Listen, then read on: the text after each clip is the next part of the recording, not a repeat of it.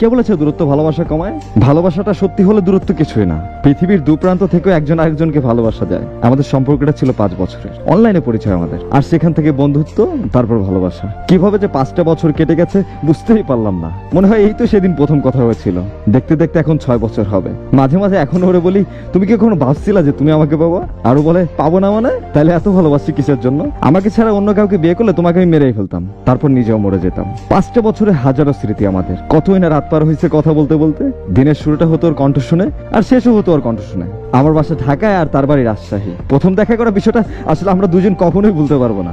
আমাদের সম্পর্কে যখন 2 বছর হবে ভেবে রেখেছিলাম ওই দিন সারাদিন কথা বলবো, কিন্তু ওর ভালো লাগতেছিল না। মনটা চাচ্ছিল ওরা একটাবার দেখে আসি, ওর সামনে গিয়ে বলি, আমি তোমাকে অনেক ভালোবাসি।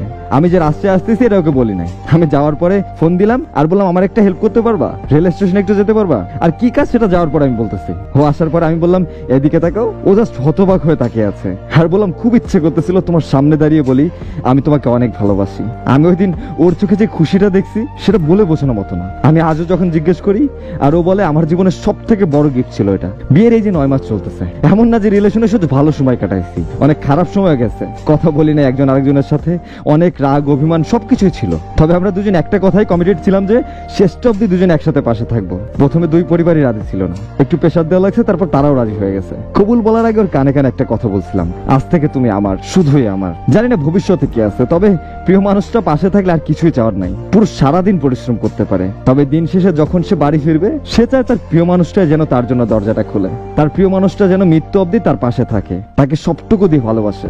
ভালোবাসা পূর্ণতা পাবার জন্য